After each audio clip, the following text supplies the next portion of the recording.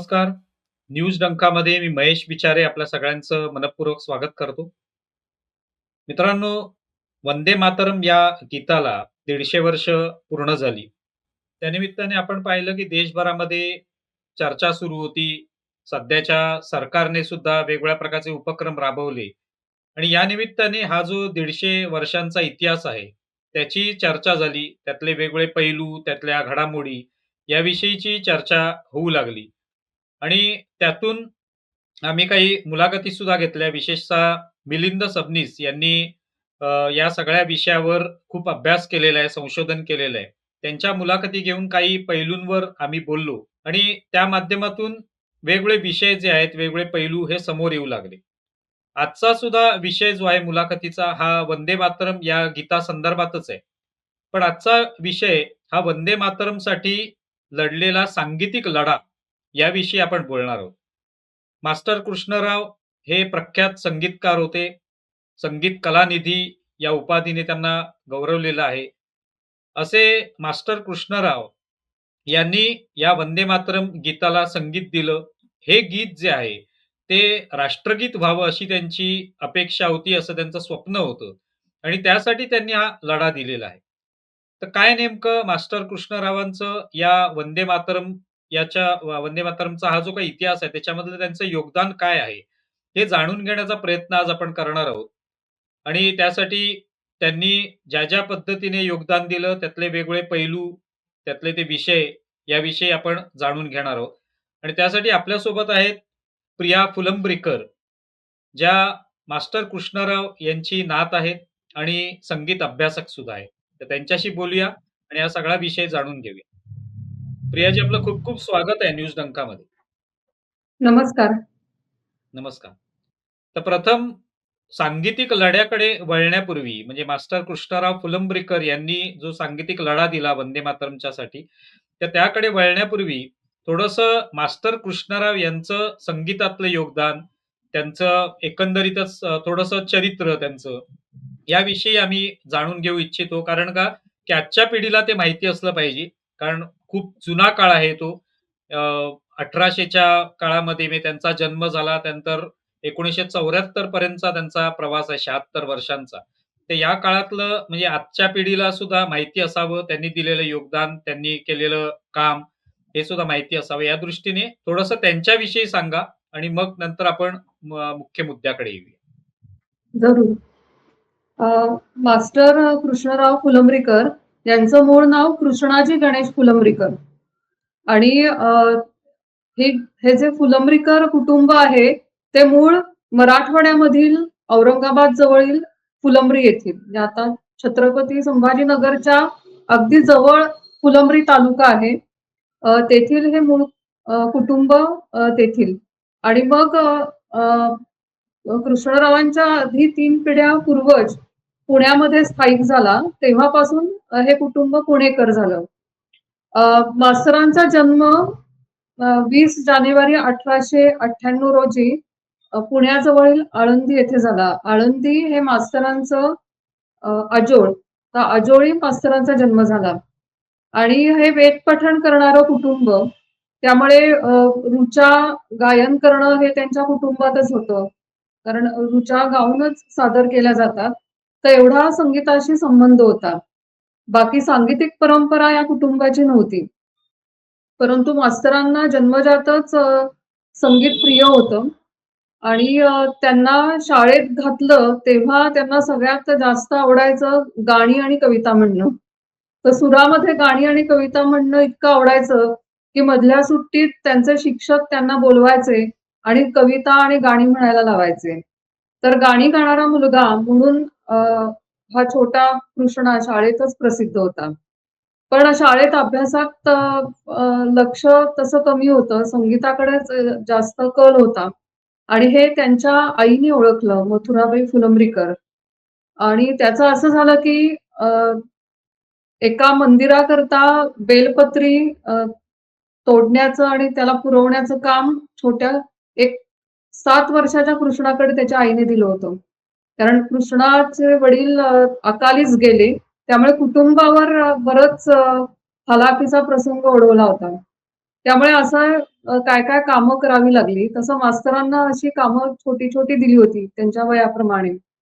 तर आईला त्यांच्या कळेना, की हा बेलपत्री आणायला जातो आणि इतका वेळ का घालवतो. तर तिथे बेलाच्या झाडावर चढून मधल्या बेचक्यामध्ये बसून हा मुलगा मंत्रमुग्ध होऊन शेजारच्याच घरातल्या ते बेलाचं झाड होतं त्याच्या शेजारी घर होतं टुमदार. तर त्या पहिल्या मजल्यावर एक गवई बुवांचं गाणं चालायचं. तर तो रियाज अगदी मंत्रमुग्ध होऊन ऐकत बसायचा. असे 1 तास गेला, 2 तास गेला आणि हा छोटा मुलगा तो आपला रियाज ऐकतच बसलाय. तर तेव्हा आईला अगदी 100% खात्री पटली, साक्षात्कारच झाला, की कृष्णाला दुसरं काही नाही गाणंच आवडतं. कारण कृष्णाजींना सगळे कृष्णा म्हणायचे. तर हा कृष्ण असाच होता, खट्याळ होता, प्रचंड खोडकर होते मास्तर आणि त्यामुळे आईला वाटलं की काय कुठे असाच खेळत वगैरे बसलाय की काय बेलपत्री तोडण्याच्या बहाण्याने. तर ही बालमूर्ती छान गाणं ऐकत होती. तर ते गाणं कोणाचं होतं तर गवईबुवा रियाज करणारे होते सवाई गंधर्व. आणि मग आई आणि मास्तरांचे मोठे बंधू या छोट्या मुलाला घेऊन सवाई गंधर्वांकडे गेले, की याला गाणं शिकवा. तर सवाई गंधर्व तेव्हा म्हणाले, की ते नाट्यकला प्रवर्तक नाटक मंडळीत आघाडीचे कलावंत होते. भूमिका करायचे आणि स्त्री भूमिका करायचे सवाई गंधर्व कारण तेव्हा पुरुष स्त्रियांची भूमिका करायचे. ते म्हणाले, की "आत्ता आम्ही एक संत सखू नावाचं नाटक बसवण्याचा विचार आहे. त्याचं लेखन अजून पूर्ण व्हायचंय. पण त्याकरता आम्हाला एका बालनटाची आवश्यकता आहे आणि आम्ही त्याच्या शोधात आहोतच. तर आम्ही याला आमच्या नाटक कंपनीत घेतो." तर मग लगेच आईने आणि मोठ्या बंधूंनी होकार दिला आणि अशा प्रकारे अ, छोट्या कृष्णाचं संगीत नाटकामधून पदार्पण झालं. आणि ते संत सखू नाटक अत्यंत गाजलं आणि त्यात छोट्या विठोबाची भूमिका अ, मास्तरांनी केली होती आणि ती भूमिका देखील आणि त्यांच्या तोंडची पदं देखील भरपूर गाजली. इतकी गाजली की प्रत्येक पदाला 5 ते 6 वन्स मोर त्यांना मिळायचे. तर असं मास्तरांचं संगीत विश्वात, संगीत नाटकांमधनं संगीत रंगभूमीवर पदार्पण झालं आणि त्यांना संगीताचं मार्गदर्शन सवाई गंधर्वांकडनं मिळालं. पहिले सवाई गंधर्व हे त्यांचे गुरुतुल्य मार्गदर्शक. अशी त्यांची सुरुवात होत गेली आणि एकदा नाटक बघायला भास्करबुवा बखले आले होते. गायनाचार्य भास्करबुवा बखले आणि बाळकृष्णबुवा इचलकरंजीकर असे दोघेही आले होते. आणि कृष्णाच्या भूमिकेचं भास्करबुवांनी खूप कौतुक केलं. भूमिकेचं म्हणण्यापेक्षा त्यातील त्यांचं पद सादरीकरण करताना जे मास्तरांचं चातुर्य होतं, निरनिराळ्या चाली एकाच पदाला लावून ते सादर करण्याचं कौशल्य, तर ते भास्करबुवांना खूप अ, आवडलं आणि त्यांनी मध्यंतरामध्ये जेव्हा छोट्या कृष्णाने या 2 थोर गायनाचार्यांना नमस्कार केला, तेव्हा भास्करबुवा उद्गारले, की "बेटा अ, फार चतुर आहे. हा रीतसर गाणं शिकला तर पुढे मोठा गवई होईल."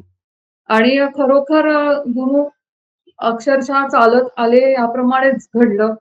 कारण सवाई गंधर्वांनी मास्तरांना शास्त्रीय संगीत शिकायचं होतं आणि नाटक कंपनीत शास्त्रीय शिक्षण असं होत नव्हतं. तर सवाई गंधर्वांनी मास्तरांच्या आईला आणि मोठ्या बंधूंना सांगितलं, की त्याला भास्करबुवांकडे घेऊन जा.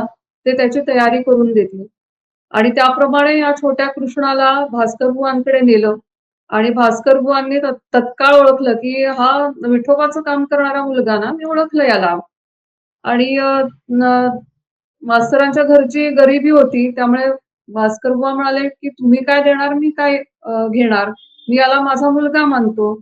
आणि असं मास्तरांचं भास्करबुवांकडे शिक्षण सुरू झालं आणि 4 वर्ष सलग त्यांना आग्रा, जयपूर आणि ग्वाल्हेर अशा तिन्ही घराण्याची एकत्रित बुवांची गायकी होती. तर तसं त्यांना शिक्षण मिळालं.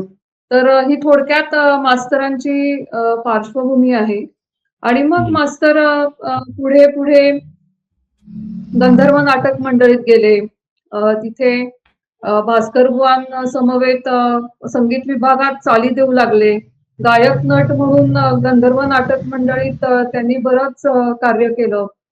मग पुढे प्रभात फिल्म कंपनीत गेले. चित्रपट क्षेत्रामध्ये खूप त्यांनी दर्जेदार काम केलं आणि याबरोबरीलाच त्यांचं ख्यालीये गवई म्हणून कार्य सुरूच होतं. त्यांच्या बैठका अखिल भारतामध्ये जवळ-जवळ 3000 बैठका झाल्यात त्यांच्या. तर असं मास्तरांचं सांगीतिक कार्य आहे आणि त्या जोडीला मनामध्ये देशभक्ती लहानपणापासूनच रुजली होती. कारण या सर्वांचं दैवत म्हणजे लोकमान्य टिळक. स्वातंत्र्य सेनानी लोकमान्य टिळकांनी देशभक्तीचं बीज लहानपणीच रुजवलं होतं आणि मास्तरांच्या या वंदे मातरम कार्यातनं त्याला सगुण रूप प्राप्त झालं. तुम्ही हा जो इतिहास सांगितलात त्यांचा, तो निश्चितपणे आजच्या पिढीला जो माहिती असणं आवश्यक आहे. जेणेकरून मास्तर कृष्णराव जे त्यांचं ही गुणवत्ता जी आहे ती आपल्या सगळ्यांच्या लक्षात येऊ शकेल, जे त्यांनी योगदान दिलेलं आहे संगीत क्षेत्राला. आता आपण त्या विषयाकडे वळूया, की हे सगळं त्यांचं संगीताचं जे शिक्षण आहे ते पूर्ण झालं. पुढे नाट्य क्षेत्रामध्ये किंवा चित्रपट क्षेत्रामध्ये त्यांनी भरपूर काम केलेलं आहे. पण नंतर वंदे मातरम या गीताशी त्यांचा कसा संबंध आला आणि त्याच्यात त्याच्यातून ती प्रेरणा जी आहे, की याला राष्ट्रगीताचा दर्जा मिळाला पाहिजे, हे त्यांच्या मनात कसं काय आलं? खरं म्हणजे वंदे मातरम हे केवळ एक गीत नसून तो भारतीय स्वातंत्र्याचा एक स्फूर्तिमंत्रच होता. म्हणजे प्रत्येक क्रांतिकारक, देशभक्त हे वंदे मातरम या नुसत्या शब्दांनी प्रेरित झालेले होते आणि तसेच मास्तर होते. मी मगाशी म्हटलं तसं लोकमान्य टिळक हे मास्तरांचे प्रेरणादायी श्रद्धास्थान होते. आणि टिळकांची भाषणं, अग्रलेख यांनी इतके मास्तर प्रेरित झाले होते.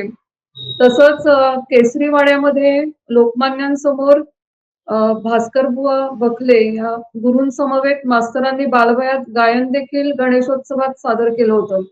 त्यामुळे तसा सहवास देखील होता लोकमान्यांचा आणि मनातनं ती आग धगधगतच होती. तसंच मास्तरांनी अभिनव भारत या सशस्त्र क्रांतिकारक संघटनेचं शपथबद्ध सदस्यत्व घेतलं होतं. तरी पण मास्तरांचा मूळ पिंड हा गवयाचा होता. त्यामुळे मास्तरांनी शस्त्र हातात न धरता संगीत हेच याच शस्त्राने त्यांनी सर्व क्रांती केली. आणि त्यांच्या मनात वंदे मातरमचे विचार चालूच होते. त्या काळी पंडित विष्णुबुवा पलुसकर यांचं काफी रागातील वंदे मातरम खूप प्रसिद्ध झालं होतं. पण मास्तरांच्या मनामध्ये वंदे मातरम हे राष्ट्रगीत व्हावं हाच त्यांचा एकमेव ध्यास होता. आणि हे मनात विचार त्यांच्या चालूच असणार कारण 1934 साली जेव्हा मास्तर धर्मात्मा या चित्रपटाकरता मास्तरांनी प्रभात फिल्म कंपनीमध्ये प्रवेश केला, तेव्हा त्यांनी प्रभातचे एक भागीदार आणि धर्मात्माचे दिग्दर्शक व्ही शांताराम यांची रीतसर परवानगी घेऊन प्रभातचा म्युझिक स्टुडिओ मला वापरायला मिळेल का अशी त्यांनी विचारणा केली होती आणि त्यांची रीतसर परवानगी त्यांनी घेतली आणि प्रभातचा स्टुडिओ त्यांनी वापरला आणि प्रभातचा वाद्यवृंद आणि प्रभातचे गायक कलावंत यांच्या समवेत मास्तरांनी वंदे मातरम या गीताला निरनिराळ्या चाली देण्याचे प्रयोग सुरू केले. कारण मास्तरांच्या मनात एक विचारचक्र चालू होतं की सर्व सामान्य जनतेला सांघिकरित्या राष्ट्रगीत म्हणता येण्यासारखं असावं, तशी त्याची चाल असावी. विष्णुबुवांचं काफी रागातील वंदे मातरमची चाल तर दर्जेदारच आहे, परंतु ती सर्वसामान्य माणसाला ज्याने संगीत शिकलं नाही त्याला म्हणता येण्यासारखी नव्हती, अवघड होती म्हणायला. त्यामुळे मास्तरांचं विचारचक्र असं चालू होतं. त्यांनी निरनिराळ्या रागांमध्ये वंदे मातरमला चाली देण्याचे प्रयोग केले. अगदी भूप पहाडी अशा रागांपासून देखील त्यांनी सुरुवात केली आणि तशा ध्वनिमुद्रिका देखील आहेत. कच्च्या ध्वनिमुद्रिका म्हणू आपण. तर अधिकृतरित्या प्रकाशित न झालेल्या म्हणजे कच्च्या. तर त्यांनी असे बरेच प्रयोग केले. पण परंतु त्यांचं मनाचं समाधान होईना. मग एकदा असंच विचार करताना रात्री 1:30 वाजता त्यांना झिंजोटी हा राग सुचला आणि त्यांनी ताबडतोब तिथे स्वतः गाऊन पाहिलं झिंजोटी रागामध्ये वंदे मातरम. त्यांच्या मनाचं समाधान झालं. त्यांनी त्यांची पत्नी राधाबाई त्यांना ते गाऊन दाखवलं. त्यांना पण आवडलं. त्या म्हणाल्या, की गाता येण्यासारखं आहे सर्वसामान्य माणसाला.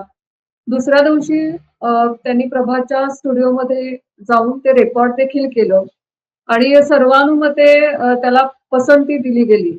हां, आता तुम्ही जे म्हणालात, तर ते आत्ता जे आपण शाळांमध्ये म्हणा किंवा महाविद्यालयांमध्ये किंवा एखाद्या सार्वजनिक कार्यक्रमामध्ये, सभांमध्ये जे गाणं म्हणतो, वंदे मातरम हे जे गीत आहे, ते ज्या पद्धतीने गातो, तर तेच ती जी चाल आहे ती आहे का ती? ही जी आत्ताची प्रचलित चाल आहे, तर ती मास्तरांच्या वंदे मातरमच्या चालीवर आधारितच आहे. झिंजोटी रागाचं वैशिष्ट्य असं, की तो राग मंद्र सप्तक आणि मुख्यत्वे मध्य सप्तकात गायला जातो. म्हणजे फार वरच्या पट्टीत तो राग गायला जात नाही आणि मास्तरांना तेच अभिप्रेत होतं, की सर्वसामान्य माणसाची पट्टी कशी असेल, तर मध्य सप्तकात तो नीट गाऊ शकतो. म्हणून त्यांनी झिंजोटी राग निवडला आणि त्या रागामध्ये त्यांनी चाल दिली.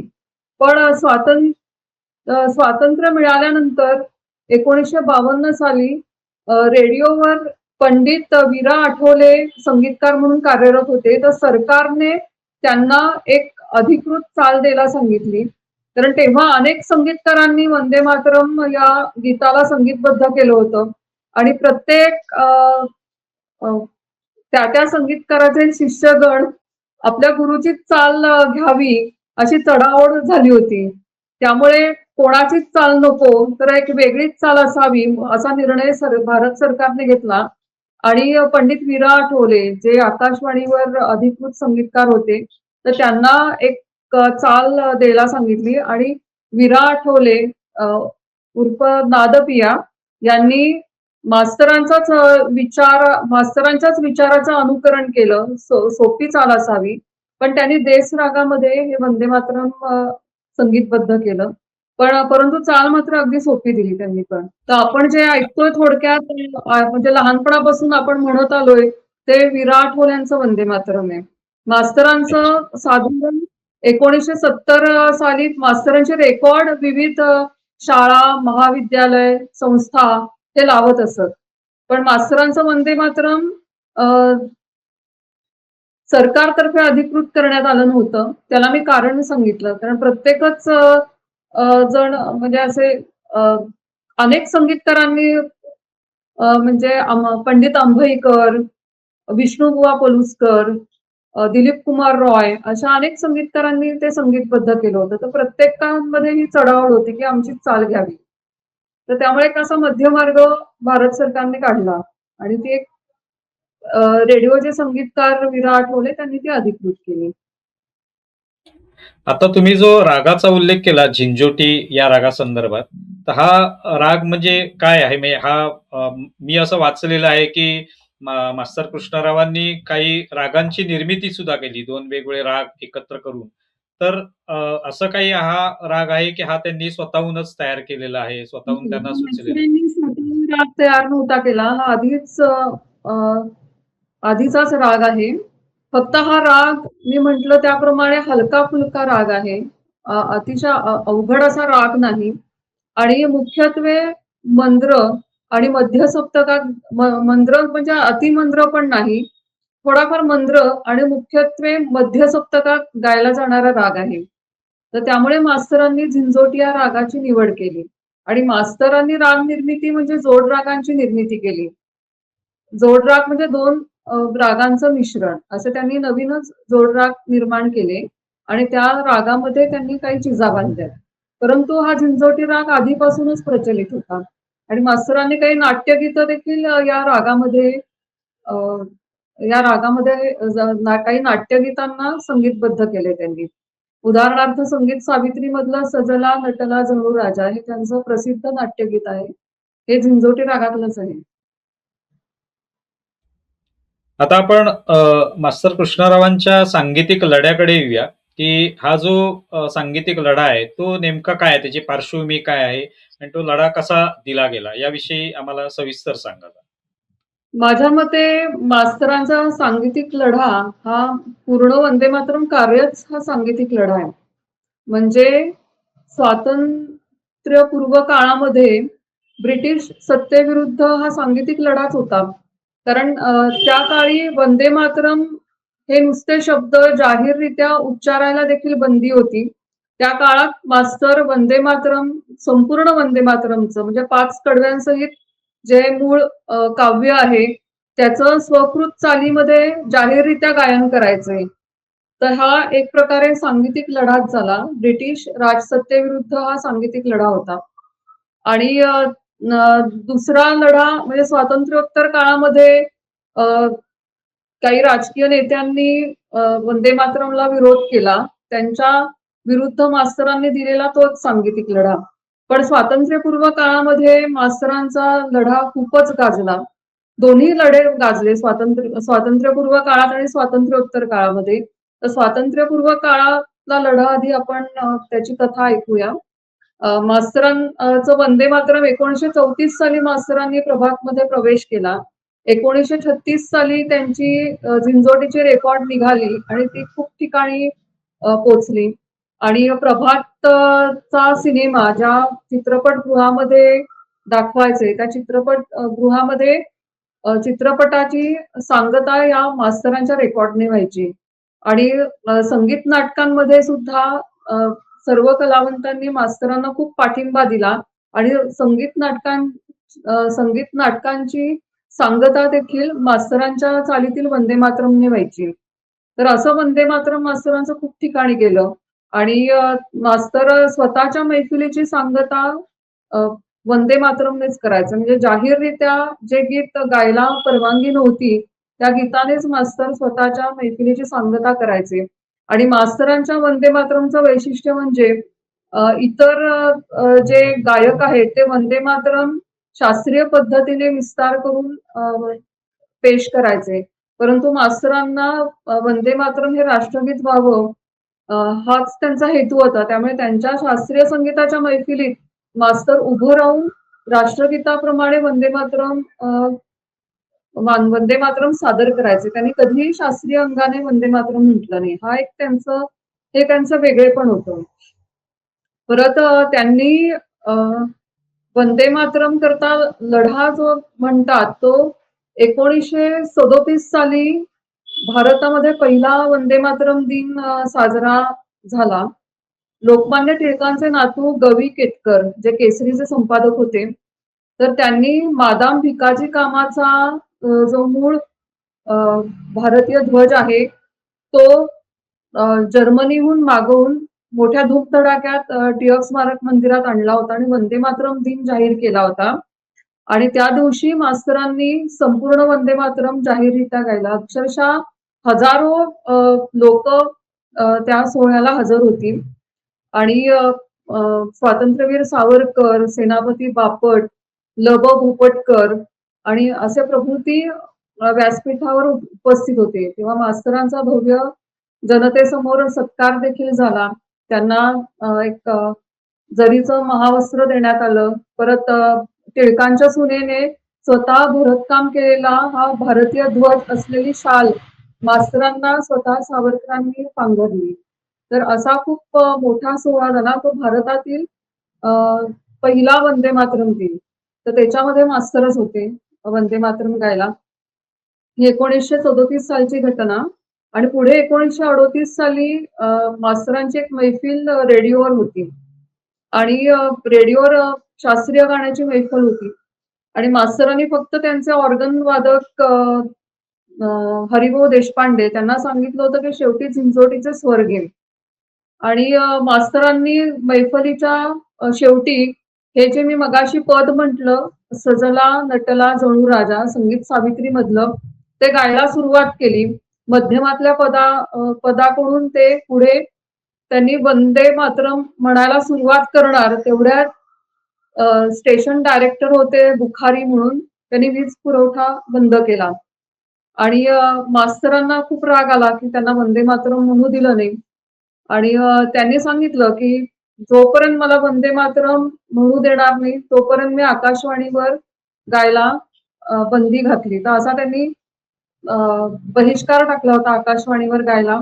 आणि हा मास्तरांचा बहिष्कार खूप गाजला होता. केसरीने एक पानभर त्यावर अग्रलेख लिहिला होता. आणि त्रिकाळ, नवाकाळ अशा प्रत्येक वर्तमानपत्रामध्ये ही गोष्ट छापून आली होती. खूप प्रसिद्धी मिळाली आणि खूप जणांनी निषेध व्यक्त केला की हे गीत गाऊ दिलं नाही मास्तरांना. कारण मास्तरांचा शिरस्ता होता. त्यांच्या मैफिलीच्या शेवटी मी वंदे मातरम गाऊनच माझी मैफल मी संपवणार. तर हा मास्तरांचा लढा आहे. हा सांगीतिक लढा खूप गाजला त्या काळी. आणि मास्तरांनी रेडिओवर गायचं नाही म्हणजे नाही ठरवलं. आणि अ, रेडिओ हे त्या काळी एकमेव कलावंताला अ, प्रसिद्धी देणारं, लोकांपर्यंत पोहोचवणारं आणि मानधन देणारं साधन होतं. तर मास्तरांना प्रसिद्धी आणि पैशाकरता देशाभिमान फार मोठा वाटला. आणि मास्तरांनी रेडिओवर जवळ-जवळ म्हणजे स्वातंत्र्य मिळेपर्यंत त्यांचा हा बहिष्कार चालू होता. कारण ब्रिटिश राजवटीत हे बंदीच होती या गीताला. परंतु तरी संगीत नाटकांमध्ये वंदे मातरम गाणं चालूच होतं. इतर कलावंतांनी मास्तरांना साथ दिली होती. प्रभातच्या चित्रपटाच्या शेवटी वंदे मातरम चालूच होतं. इतर मैफिलींमध्ये, जाहीर मैफिलींमध्ये मास्तर जाहीररित्या वंदे मातरम म्हणतच होते. त्यामुळे मास्तरांचं वंदे मातरम चालूच होतं. हे तुम्ही म्हणालात त्या पद्धतीने म्हणजे मास्तर कृष्णरावांनी तो गाण्याचा प्रयत्न केला, पण त्याला विरोध झाला. म्हणजे जो आजही आपण पाहतो, की आज इतकी वर्ष झाली, तरी अनेक बाबतीत त्याला विरोध होत असतो, राजकीय विरोध होत असतो किंवा काही समाजांकडून विरोध होत असतो. पण त्या विरोधाला न जुमानता त्यांनी हे आपलं काम जे आहे ते सुरू ठेवलं.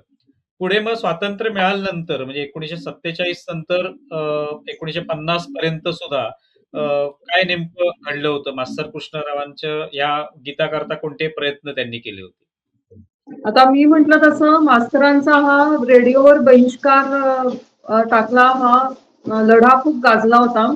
आणि जेव्हा 1947 साली स्वातंत्र्य दृष्टीपथात आलं तेव्हा सरदार वल्लभभाई पटेल यांनी पहिलं ऑल इंडिया रेडिओला दूरध्वनी केला आणि त्यांना कळवलं की आपल्याला आता स्वातंत्र्य मिळणार आहे, तर मास्तरांना सन्मानाने आमंत्रित करा आणि त्यांना रेडिओवर वंदे मातरम गाऊ दे. त्याप्रमाणे रेडिओने मास्तरांना सन्मानाने आमंत्रित केलं आणि मास्तरांनी 1947 साली गुढीपाडव्याला हिंदू नववर्ष दिनाच्या औचित्याने वंदे मातरम गाऊनच आपला बहिष्कार मागे घेतला आणि आपली रेडिओवरील कारकीर्द पुन्हा सुरू केली. तर ही एक खूप छान घटना घडली. नंतर 15 ऑगस्ट 1947 साली जेव्हा आपल्याला स्वातंत्र्य मिळालं तेव्हा व्हीटी स्टेशनवर मोठा मांडव घातला होता आणि देशभक्तीपर गीतांची मास्तरांची मैफल इथे आयोजित केली होती. हे रेल्वे विभागाने केलं होतं. तर मास्तर रेल्वेने अखिल भारतात भरपूर प्रवास करायचे. तेव्हा खूप प्रसिद्ध होते मास्तर. तर तिथे मैफल झाली आणि मास्तरांनी काही स्वरचित देशभक्तीपर गीते तिथे गायली आणि संपूर्ण वंदे मातरम त्यांच्या स्वकृत चालीत तिथे गायलं आणि असा तो स्वातंत्र्य दिन मास्तरांनी तिथे साजरा केला. परंतु जरी आपल्याला स्वातंत्र्य मिळालं होतं तरी अ, आपलं राष्ट्रगीत कोणतं हे ठरलेलं नव्हतं. त्यामुळे 1947 साली 15 ऑगस्टला अ, जनगण मन आणि वंदे मातरम ही दोन्ही गीतं गायली गेली. आणि मग खूप मोठा त्या काळी चर्चा होती की राष्ट्रगीत कोणतं होणार हे जाहीर केलंच नव्हतं सरकारने. आणि 1948 साली मास्तरांच्या वाचनात आलं वृत्तपत्रामध्ये पंडित नेहरूंनी लिहिलं होतं की जनगण मन तसं अधिक सुयोग्य आहे राष्ट्रगीत होण्याकरता. आणि जनगण मन या अ, गीताच्या बाजूने त्यांनी कौल दिला होता. आणि मास्तर तेव्हा सौद्याला होते, खानदेश मधील सौदा. तेव्हा त्यांनी वृत्तपत्रामध्ये ही बातमी वाचली. तेव्हा त्यांच्या समवेत बाळासाहेब सावलेकर होते. ते म्हणाले, "मास्तर अहो तुम्ही काही करत करत नाही काय ग काय?" असं नाही. नेहरूंचं मत असं आहे. मास्तरांनी सावध्याहून ताबडतोब दिल्लीला तार केली, की मी एक संगीत तज्ञ असून वंदे मातरम विषयी माझी काही मतं आहेत, की आपण जाणून घ्याल का? तर नेहरूंनी ताबडतोब त्यांना उत्तर दिलं तारेने आणि त्यांना सांगितलं पुढच्या आठवडा अखेर मला भेटायला या. अशी त्यांनी ठराविक वेळ दिली. मास्तर लगेच पुण्याला आले. त्यांनी सगळे साथीदारांसमवेत दिल्ली गाठली.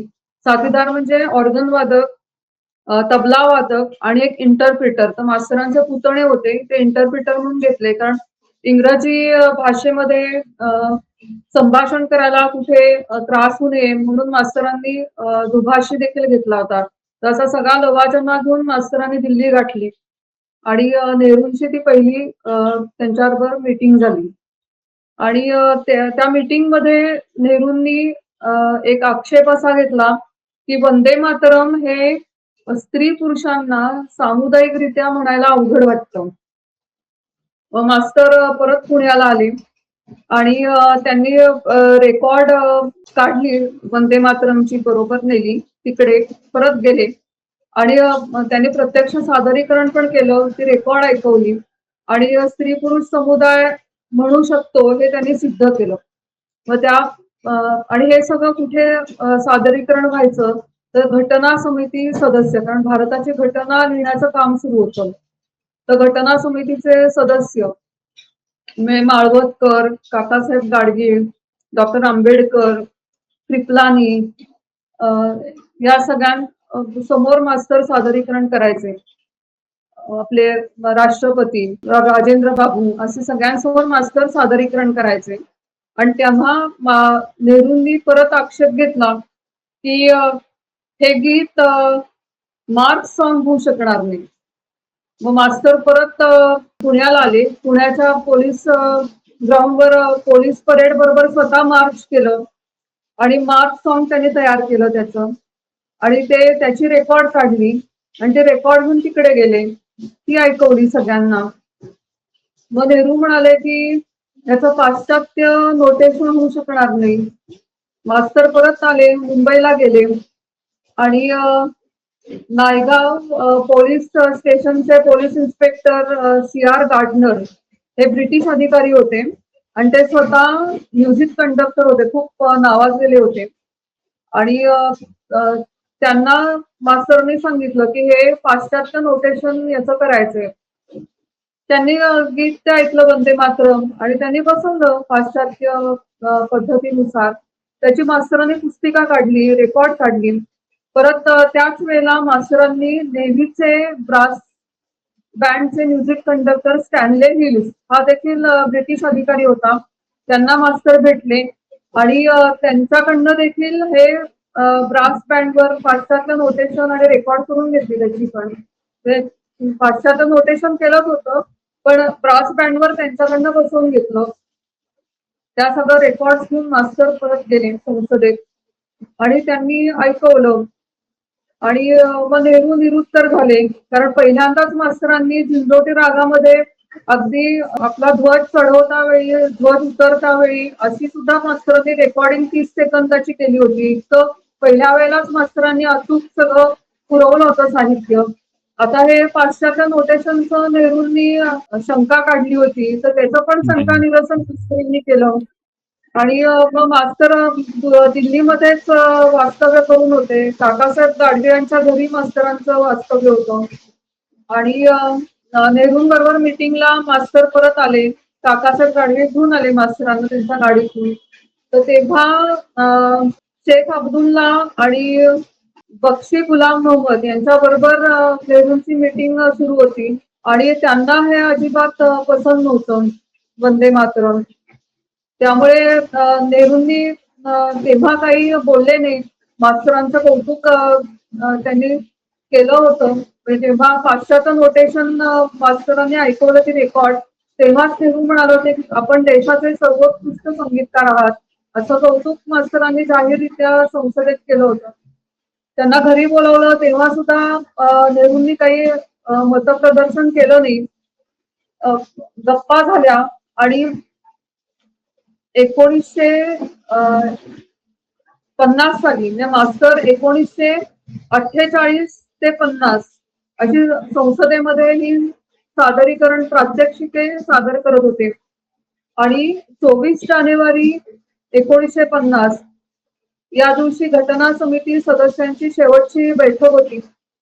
तेव्हा अ, यांनी जाहीर केलं, राजेंद्र बाबू प्रसाद आपले राष्ट्रपती, की जनगण मन हे देशाचं अधिकृत राष्ट्रगीत असेल आणि वंदे मातरम हे राष्ट्रीय गीत असेल, नॅशनल सॉन्ग. परंतु वंदे मातरमला राष्ट्रगीता इतका समान दर्जा दिला जाईल आणि त्याचा बहुमान केला जाईल. तर असं डिक्लेअर केलं आणि त्यावेळेला मास्तर काय समजायचं ते समजले, की याचा विरोध कुणाकडून आहे आणि हे काही होणार नाही. त्याआधी मास्तरांनी एक पत्रकार परिषद देखील दिल्लीच्या वास्तव्यात घेतली होती. मास्तरांनी खूप प्रयत्न केले, प्रचंड प्रयत्न केले आणि मास्तरांची खरं घोर निराशा झाली होती हा निर्णय ऐकल्यावर. कारण मास्तरांनी संगीतामध्ये असंख्य नवीन नवीन प्रयोग केले. चित्रपट संगीत म्हणा, शास्त्रीय संगीत, संगीतातच एकूण. आणि प्रत्येक प्रयोगाला अ, यश आलं होतं. रसिकांनी तो प्रयोग त्या प्रयोगाला पसंतीची पावती दिली होती. परंतु हा प्रयोग मात्र मास्तरांचा सफल झाला नाही. त्याचं खूप त्यांना वाईट वाटलं. फक्त एकच या लढ्याचं यश, असं मास्तरांच्या लढ्याचं यश, की वंदे मातरमला पूर्णपणे न अभिरता त्याला राष्ट्रीय गीत म्हणून निदान इतका तरी दर्जा देण्यात आला. तर असा आता एकंदर मास्तरांचा हा लढ्याचा प्रवास आहे. आणि प्रदीप हे या लढ्याने त्यांचं सांगीतिक विश्व व्यापलं गेलंय. म्हणजे 1934 ते 1950. आता तुम्ही जो सगळा लढ्याचा इतिहास सांगितला त्याच्यामध्ये एक लक्षात येतं की म्हणजे केवळ त्या गीताला संगीत देण्याचं काम नाही केलं, तर त्याला जी मान्यता आवश्यक होती ती मिळवण्यासाठी किती त्यांनी कष्ट घेतले. कारण तो काळ जो होता तेव्हा आत्तासारखं नाहीये की आपण ईमेल पाठवतो किंवा व्हॉट्सअप करतो आणि एखाद्यापर्यंत मेसेज पोचतो किंवा फोनवरून आपण बोलतो. तसं काही नसताना ते वारंवार दिल्लीला जाऊन त्यांनी आपलं जे म्हणणं आहे ते मांडलं जिद्दीने. आणि तरी जे काही त्यांना अपेक्षा होती, स्वप्न होतं, ते पूर्ण झालं नाही. पण राष्ट्रीय गीताचा दर्जा देऊ अशा पद्धतीचं एक आश्वासन मिळालं. पण मग हा विरोध जो आहे तो नेमका संसदेमध्ये कोण करत होतं? काय त्यामागची कारणं होती? हा विरोध फक्त मुस्लिम लीग करत होतं विरोध. कारण बाकीचे जे घटना समितीचे सदस्य होते ते सर्वजण वंदे मातरमच्याच बाजूचे होते. कारण मास्तरांच्या प्रत्येक प्रयोगाची त्यांनी वाखाणणी केली. प्रयोग म्हणजे मार्च सॉन्ग मास्तरांनी करून दाखवलं, ज्या ज्या रेकॉर्ड्स ऐकवल्या, जे मास्तरांनी प्रत्यक्ष तिथे गाऊन सादरीकरण केलं, त्याचं प्रत्येकाने कौतुक केलं. आणि सरोजिनी देवी नायडू यांनी, अशा नेत्यांनी तर सांगितलं की मास्तर, मला गाणं अजिबात येत नाही तरी सुद्धा हे मी गीत गाऊ शकते, इतकी सोपी चाल आहे ही. तर असं त्यांनी प्रत्येकाने कौतुक केलं होतं की ही चाल सोपी आहे. आणि कोणाची पंडित नेहरूंसमोर बोलायची धडगत नव्हती थोडक्यात.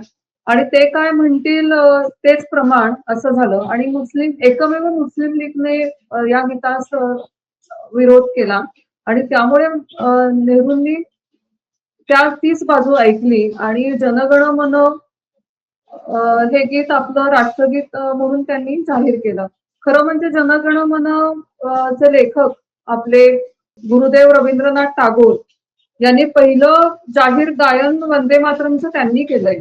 म्हणजे काँग्रेसच्या अधिवेशनामध्ये पहिलं जाहीर गायन वंदे मातरमचं गुरुदेव टागोरांनी केलंय. इतकं ते गीत सर्व भारतीयांचं अतिशय आवडतं आणि मी म्हंटल तसं स्फूर्तिमंत्र होतं. त्यामुळे निर्विवाद वंदे मातरमचा दर्जा हा श्रेष्ठच आहे. आणि बंकिमचंद्र चट्टोपाध्याय यांच्या सिद्धहस्त लेखणीतनं उतरायच्या आधीच त्यांच्या तोंडून हे उत्स्फूर्तपणे गीत बाहेर आलेलं आहे. आणि मग त्याने आनंदमठ कादंबरीमध्ये हे गीत समाविष्ट केलं. आणि मग ते नाटकामधून खूप लोकांपर्यंत गेलं आणि अक्षरशः त्याने या गीताने क्रांती केली. जसं बंकिमचंद्र चट्टोपाध्यायांनी लेखणीतनं क्रांती केली, तशीच मास्तरांनी संगीतातून क्रांती केली. म्हणजे शस्त्र या दोघांनी हातात धरलं नाही. परंतु ही क्रांती त्यांचं जे प्रभुत्व आहे त्या विषयातनं त्यांनी ही क्रांती केली. आता तुम्ही जे सांगितलं की मुस्लिम लीग कडून विरोध झाला, तर त्यांच्याशी काही संवाद झाला होता का? त्यांच्या पुढे त्यांचं काय म्हणणं आहे किंवा मास्तर कृष्णरावांचं काय म्हणणं आहे, हा कधी संवाद होऊ शकला का, की असं काही झालंच नाही? आणि या संदर्भात सावरकरांची काय भूमिका होती किंवा असं काय झालं का? सावरकरांनी काय या म्हणजे संदर्भात मत व्यक्त केलं? सावरकर वंदे मातरमच्या इतक्या बाजूने होते की हिंदू महासभेच्या अधिवेशनात मास्तरांनी वंदे मातरम गायलेले आणि सावरकरांचा खूप पाठिंबा मास्तरांना होता. कारण जिथे जिथे सावरकर भाषण द्यायला जायचं तिथे तिथे बऱ्याच वेळेला मास्तरांनी संपूर्ण वंदे मातरमचं गायन केले. परंतु या ह्याच्यामध्ये संसदेमध्ये सावरकरांचा सहभाग नव्हता या निर्णयामध्ये कुठलाही. कारण सावरकरांना स्वातंत्र्यवीरांना बाजूलाच ठेवलं गेलं असावं. असावं नाही, ते बाजूलाच ठेवलं होतं. त्यामुळे त्यांचा या निर्णय प्रक्रियेत काही सहभाग नव्हता. पण हा जो बादाम भिकाजी कामांचा ध्वज म्हणा किंवा पहिला स्वातंत्र्य दिन म्हणा, हे गवी केतकर, सावरकर या सर्वांनीच ठरवून हे केलं होता पहिला वंदे मातरम दिन. तर निश्चितच सावरकर वंदे मातरमच्या बाजूने होते. मुस्लिम लीगशी कधी काय झालं होतं का बोलणं किंवा त्यांचं काय मत आहे, का होतं हे कधी मास्टर कृष्णरावांशी बोलणं झालं का त्यांचं? मास्तरांचं त्यांच्याशी डायरेक्ट कधीच बोलणं झालं नाही. परंतु सर्व काही मुस्लिम नेत्यांचा विरोध असावा, पण सर्व मुसलमानांचा नक्कीच विरोध नव्हता. कारण मास्तरांचे जे परात्पर गुरु उस्ताद अल्लादिया खां साहेब, ते जयपूर अत्रोली घराण्याचे प्रवर्तक, त्यांचा भरभक्कम पाठिंबा मास्तरांच्या झालेला होता. आणि नुसताच तोंडी पाठिंबा नव्हता, तर त्यांनी पत्र लिहून दिलं होतं, समर्थन केलं होतं. आणि ते पत्र घेऊन देखील मास्तर संसदेत गेले होते. तर त्यांना उस्ताद अल्लादिया खां साहेबांनी समर्थन केलं होतं मास्तरांच्या चालीचं. तसेच उस्ताद फैयाज खां साहेब, नामांकित गायक, त्यांनी सुद्धा लेखी पत्र देऊन मास्तरांच्या चालीचं समर्थन केलं होतं. तर ही समजूत चुकीची की सर्व मुसलमान धर्मियांचं यांना या गीताला विरोध होता, तर असं नव्हतं अजिबात. पण काही नेत्यांचा खूप प्रखर विरोध होता आणि दुर्दैवाने नेहरूंनी त्यांचंच ऐकलं. आणि मला तर वाटतं जगाच्या इतिहासात भारत हा एकमेव देश असेल की जिथे राष्ट्रगीताकरता इतका खल करण्यात आला, इतका लढा देण्यात आला. आणि क्रांतिकारकांचं मत घेतलं असतं तर क्रांतिकारक निश्चितच वंदे मातरमच्याच बाजूने, सामान्य जनतेचं मत घेतलं असतं तर कौल इथेच आला, वंदे मातरमच्या बाजूनेच दिला असता त्यांनी. सामान्य जनता तर सोडूनच द्या, घटना समिती सदस्यांचं देखील मतदान करण्यात आलं नाही, मतदान झालंच नाही, निवडणूक झालीच नाही, त्यांचं मतदान करण्यातच आलं नाही, त्यांचं मतच घेण्यात आलं नाही. आणि एकतर्फी तत्कालीन सरकारने हा निर्णय जाहीर केला की जनगण मन हे राष्ट्रगीत असेल आणि वंदे मातरम हे राष्ट्रीय गीत असेल. थोडक्यात एका राजकीय दबावातून आणि हे कुठेतरी दाबण्यात आलं आणि ते स्पष्ट झालं आणि पुढच्या काळामध्ये मग त्याला तशा पद्धतीचा दर्जा देताच येऊ शकला नाही.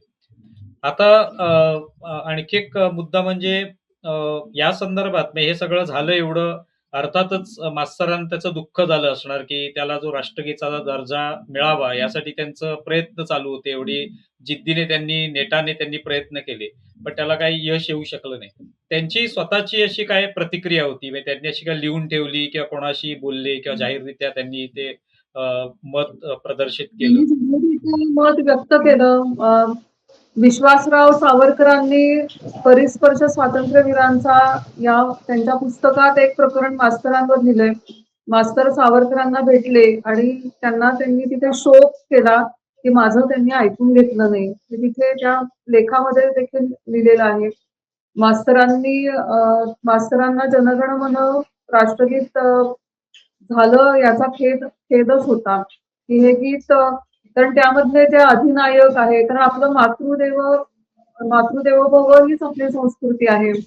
आपण भारत माताच असं म्हणतो आणि भारत मातेची वंदना आहे, वंदे मातरम. तर त्यामुळे हे आपल्या संस्कृतीला सुसंगत असणारं गीत आहे. त्यामुळे तेच योग्य असं मास्तरांना वाटायचं. मास्तर बोलून दाखवायचे हे. की खूप प्रचंड मास्तरांना त्रास झाला होता या निर्णयाचा. परंतु मास्तर जगन्मित्र होते. असे वाद घालण्यामध्ये वेळ घालवणारे नव्हते. ते कृती करणारे होते. त्यांनी कृती म्हणजे शेवटपर्यंत वंदे मातरमचा जितका होईल तितका प्रचार प्रसार केला. अनेक शाळांमध्ये जाऊन, अनेक महाविद्यालयांमध्ये जाऊन मास्तर शिकवायचे. जिथे-जिथे त्यांना बोलवायचे गायला, आमंत्रण यायचं ते स्वीकारायचे आणि ते जरूर तिथे जाऊन वंदे मातरम सादर करायचे. परत त्यांनी राष्ट्रसंगीत नावाचं पुस्तक, नोटेशनचं पुस्तक लिहिलं होतं. पहिले देशाचे पंतप्रधान नेहरू म्हणून नेहरूंनाच ते समर्पित केलं होतं. कारण नेहरूंबद्दल ते आकस त्याने धरला नाही. कारण धरून का उपयोग, आता सगळं होऊन गेलं होतं. आणि म्हटलं तसं मास्तर कृती करणारे होते. त्यामध्ये ते वेळ कधीच घालवला नाही. भांडणामध्ये मास्तरांनी कधीच वेळ घालवला नाही. आणि वंदे मातरमचं जेव्हा कार्य चालू होतं, अगदी संसदेत देखील त्यांचं जे दर्जेदार कार्य चालू होतं 1948 ते 1950 या काळामध्ये मास्तरांचं इतर जे मूळ सांगीतिक कार्य आहे, म्हणजे सांगीतिक बैठका, नाटक चित्रपटांना संगीत देणं ते चालूच होतं. त्या काळात त्यांनी नाट्य निकेतनच्या कोणे एकेकाळी एक होता म्हातारा या 2 नाटकांना दर्जेदार संगीत दिलंय. संत रामदास या चित्रपटाला संगीत दिलंय. त्यामुळे फक्त हेच एक कारण मास्तरांचं संगीतावर इतकी मास्टरी होती की त्यांनी फक्त हा एककल्लीपणा कधीच केला आणि ते वंदे मातरम त्यांच्या बरोबरच होतं कार्य. त्यामुळे संगीत त्यांचं चालूच होतं. संगीत श्वास होता आणि वंदे मातरम हा ध्यास होता त्यांचा. त्यामुळे त्यांचं सगळं हे कार्य सहजपणे चालू होतं. अ, 1-2 प्रश्न शेवटचे विचारत होते. म्हणजे मास्तरांचा हा जो काही इतिहास आहे, हा कोणत्या पुस्तक रूपामध्ये वगैरे आलेला आहे का? किंवा त्या संदर्भात काही काम झालेलं आहे का? काही लोकांनी ह्याच्यावर लेख लिहिलेत मास्तरांच्या लढ्यावर. मास्तरांच्या जन्मशताब्दीला सुलोचना केळकर यांनी लेख लिहिला होता. त्यांच्यावर एक विशेषांक संगीत कला विभाग, गांधर्व महाविद्यालयाचं संगीताला वाहिलेलं मासिक, त्यामध्ये मास्तरांवर एक विशेषांक काढला होता मास्तरांच्या जन्मशताब्दी वर्षात. त्यामध्ये हा लेख लिहिलाय. बरेच वर्तमानपत्रांमध्ये मास्तरांच्या लढ्याविषयी लेख आलेले आणि राष्ट्रीय स्वयंसेवक संघाचे घोष महर्षी बापूराव दाते त्यांनी मास्तरांची मुलाखत ध्वनिमुद्रित केलेली आहे. तर तो एक मोठा पुरावा आहे. आणि मास्तरांचं 1974 साली निधन झाल्यानंतर जरा मास्तरांचं कार्य विस्मृतीत गेल्यासारखं झालं होतं, वंदे मातरमचं कार्य. त्यामुळे मास्तरांची शतकोत्तर रौप्य जयंती 2023-24 या वर्षामध्ये होती. तर आमच्या कुटुंबियाने वंदे मातरम नावाचं पुस्तक प्रकाशित केलं. कारण मास्तरांच्या षष्टपदी पूर्तीला ब्राह्मण सभेमध्ये पु ल देशपांडेंचं भाषण झालं होतं. तेव्हा पु ल म्हणाले होते की मास्तरांनी वंदे मातरम करता इतकं अविरत कार्य केलंय की आता त्यांनाच वंदे मातरम म्हणावं. तर ही वंदे मातरम उपमा घेऊन मिलिंद सबनीस यांनीच ते पुस्तक दिलंय. हे सगळं पुस्तक मास्तरांच्या सांगीतिक लढ्याविषयीच आहे. हा लढा त्या पुस्तकात अतिशय सोप्या सहज भाषेमध्ये कथन केलाय. एक शेवटचा प्रश्न म्हणजे आजच्या काळामध्ये म्हणजे आज मास्तर कृष्णरावांनी केलेलं कार्य खूप मोठं आहे. तर आजच्या काळामध्ये आजच्या पिढीला किंवा येणाऱ्या पिढ्यांना हे कार्य लक्षात ठेवणं किंवा ते विस्मृतीत जाऊ नये या दृष्टीने काय करावं लागेल किंवा तुम्हाला काय वाटतं की यासाठी काय केलं गेलं पाहिजे? आम्ही मास्तरांवर वेबसाईट तयार केली आहे. ती वेबसाईट मराठी, इंग्रजी, हिंदी आणि संस्कृत अशा 4 भाषांमध्ये आहे. तर त्या वेबसाईटवर देखील मास्तरांचं वंदे मातरम कार्य आम्ही विस्तृतपणे त्याची नोंद घेतली आहे. मास्तरांचं एक कडव्याचं वंदे मातरम देखील त्या वेबसाईटवर आहे. अलीकडच्या पिढीला टेक्नो सॅव्ही असल्याने वेबसाईट सहजगत्या ऍक्सेसिबल आहे सगळ्यांना. तर तरुण पिढीने ते बघावं, वाचावं आणि त्यातून प्रेरणा घ्यावी अ, असाच आमचा हेतू आहे. आणि त्या हेतूनेच मास्तरांचं हे जे कार्य आहे आम्ही वेबसाईटच्या माध्यमातून हे सर्वांपर्यंत लोकांपर्यंत पोहोचवलं. हा. पोहोचवलं. हां. तुम्ही हा सगळा विषय इतक्या सविस्तरपणे मांडलात म्हणजे खरं तर मी पण थोडंसं हे वाचलं होतं आपल्याशी मुलाखत करायची त्या निमित्ताने. पण तुम्ही हा जो काही इतिहास सांगितलात तो खरोखरच प्रेरणादायी आहे. म्हणजे वंदे मातरम या गीतासाठी एवढे कष्ट घेणारा एक व्यक्ती ज्याने म्हणजे त्याला संगीत दिलं हा एवढा मुद्दा असताना त्यांनी कदाचित एखाद्याने संगीत दिलं त्याच्या पुढचं आपलं काही काम आता नाहीये त्या गीताच्या संदर्भात. पण तसं न करता त्यांनी एवढी मेहनत घेतली, एवढे कष्ट उपसले, एवढी जिद्द दाखवली आणि प्रयत्न केले. त्यामुळे खरोखर एक देशभक्त व्यक्तिमत्व म्हणून आपण त्यांच्याकडे पाहू शकतो. केवळ एक संगीतकार म्हणून नव्हे.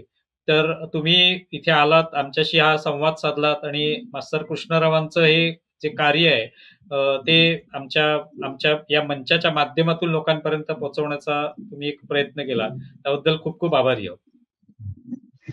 धन्यवाद. मला देखील आपण आमंत्रित केलं आणि या योद्धा कलावंताविषयी 4 शब्द बोलण्याकरता संधी दिली. याबद्दल मी खरोखर आपली आभारी आहे. धन्यवाद.